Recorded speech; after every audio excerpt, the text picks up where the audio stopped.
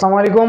আজকে হচ্ছে আমরা কেমিস্ট্রি যেগুলো শিখতেছিলাম তার মধ্যে ধাতু আর অধাতুটা জিনিসটা একটু ক্লিয়ার করব। ধাতু আর অধাতু জিনিসটা তোমাদের খুব ভালো মতো একটু মাথায় রাখতে হবে, বুঝতে হবে। কেন? কারণ তোমরা সবসময় হচ্ছে কেমিস্ট্রির প্রথম যে 3-4টা চ্যাপ্টার থাকে এগুলো খুব ভালো মতো পারো, পরে এগুলো আর পারো না। কেন পারো না?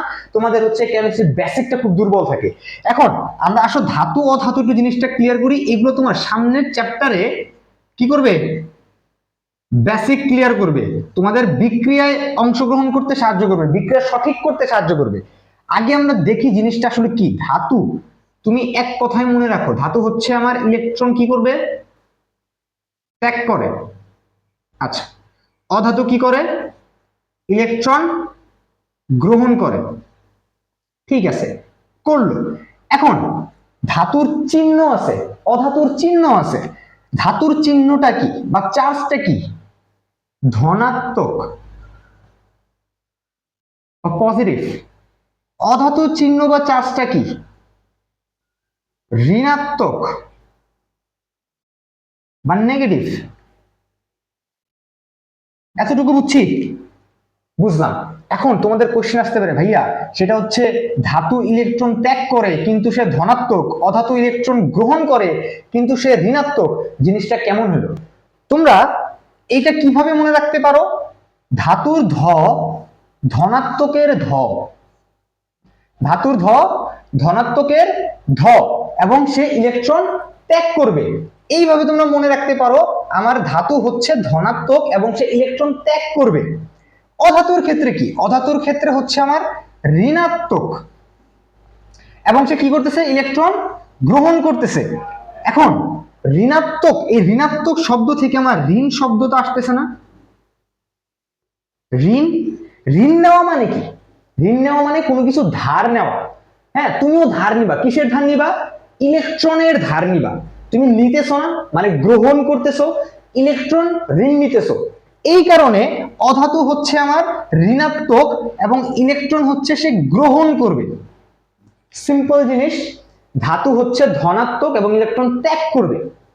অধাতু হচ্ছে ঋণাত্মক, কেন? সে ইলেকট্রন ঋণ নিবে, মানে ইলেকট্রন গ্রহণ করবে। ক্লিয়ার এতটুকু?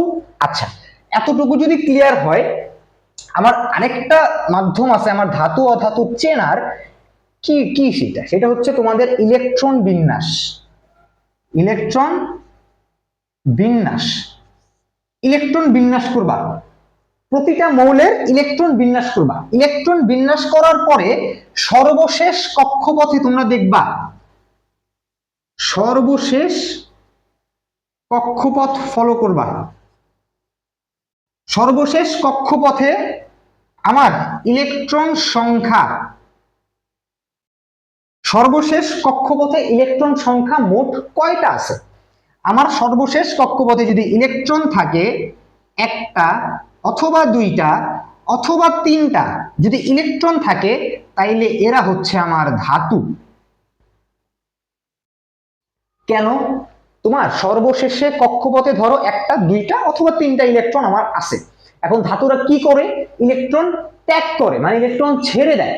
ঠিক আছে, তোমার কাছে ইলেকট্রন আছে একটা দুইটা তিনটা ইলেকট্রন, তোমার ছেড়ে দিতে কোনো কিছু বাদ দেয় না, সমস্যা নেই, তুমি ছেড়ে দিতে পারবে। ঠিক আছে, এই কারণে যদি তোমার একটা দুইটা তিনটা ইলেকট্রন থাকে তুমি ত্যাগ করে দিতে পারবা, ছেড়ে দাও, দিয়ে দাও সবাই, সমস্যা নেই। তাই তারা ধাতু, মনে রাখার টেকনিক। আর অধাতু কারা? যাদের সর্বশেষ কক্ষপথে 5টা অথবা 6টা অথবা 7টা ইলেকট্রন থাকে, তারা হচ্ছে আমার অধাতু। কেন এরকম? কেন কিভাবে হইল? অধাতুরা কি করে? ঋণ নেয়। কিসের? ইলেকট্রনের, মানে গ্রহণ করে।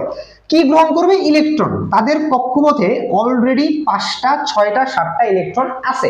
তাদের অষ্টক পূর্ণ করতে কয়টা লাগে? এখানে লাগে আমার 3টা, এখানে লাগে 2টা, এখানে লাগে আমার 1টা।